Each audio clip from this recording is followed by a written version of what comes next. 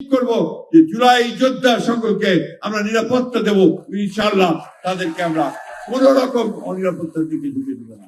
আজকে আমাদের বন্ধু, আমাদের সহকর্মী, আমাদের ছাত্র, আমাদের সন্তান হাদির উপরে আক্রমণ হয়েছে, আমরা তীব্র নিন্দা জানিয়েছি।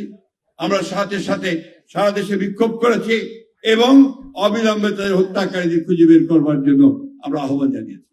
হত্যাকারীকে চিহ্নিত করা হয়েছে, আক্রমণকারী, দুঃখিত, আক্রমণকারীকে চিহ্নিত করা হয়েছে, হত্যার চেষ্টা যে করেছিল চিহ্নিত করা হয়েছে।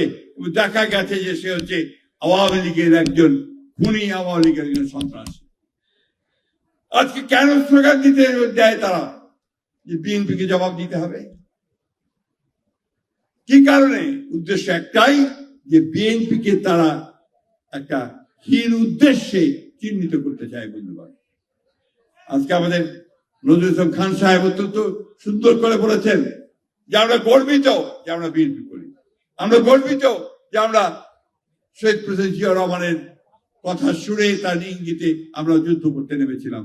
আমরা গর্বিত যে আমরা বাংলাদেশকে একটা নতুন বাংলাদেশ, গণতান্ত্রিক বাংলাদেশ হিসেবে চিন্তা করার কাজ শুরু করেছিলাম। আজকে আবার আমি সেইভাবে কথা শুনেই বলতে চাই যে আমরা গর্বিত আমাদের যে তরুণ নেতা, তিনি আমাদের 31 দফা দিয়েছেন নতুন করে বাংলাদেশকে গড়ে তোলবার জন্য। তিনি আজকে নতুন করে শুরু করেছেন তার বিভিন্ন কর্মকাণ্ডের মধ্যে দিয়ে কিভাবে তিনি বাংলাদেশকে গড়ে তুলবেন সেই কথা তিনি আজকে আমাদেরকে বলছেন, জনগণকে বলছেন, সমগ্র বাংলাদেশের মানুষকে বলছেন।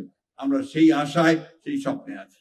একটা কথা আজকে বলতে চাই, 24শে জুলাই যোদ্ধা যারা আছে তাদের অনেকের মধ্যে শঙ্কা আছে যে এই অন্তর্বর্তীকালীন সরকারের পরে নতুন সরকার আসলে তখন তাদের নিরাপত্তার কি ব্যবস্থা হবে।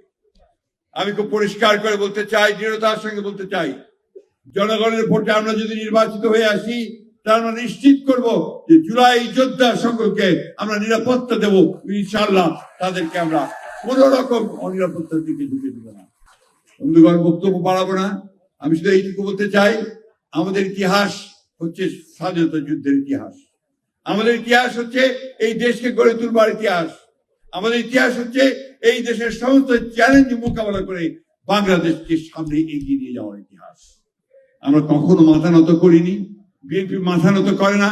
17 বছর লড়াই করেছে, সংগ্রাম করেছে ফ্যাসিস্টের বিরুদ্ধে, এবং চূড়ান্ত লড়াইও এই আমার ছাত্র দলের প্রায় 500 ছেলে শহীদ হয়েছে। বন্ধুগণ, আমাদের লোকেরা সবাই আহত হয়েছে, 60 লক্ষ মানুষের মধ্যে মিথ্যা মামলা হয়েছে, 20,000 নেতা কর্মীকে হত্যা করা হয়েছে, 1700 নেতা কর্মীকে গুম করা হয়েছে। আমরা সেই দল যে দল সংগ্রাম করে, লড়াই করে গণতন্ত্র উদ্ধার করি, গণতন্ত্রকে প্রতিষ্ঠিত করি, গণতন্ত্রকে প্রাতিষ্ঠানিক রূপ দেওয়ার চেষ্টা করি।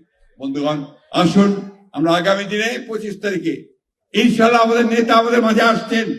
ইনশাআল্লাহ এই 25 তারিখে সমগ্র বাংলাদেশকে কাঁপিয়ে আমরা সেই জাতীয়তাবাদের যে পতাকা, সেই দর্শন, শহীদ প্রেসিডেন্ট জিয়া রহমানের যে আদর্শ, যে স্বপ্ন, তাকে আমরা আবার উদ্দীন করে তুলব।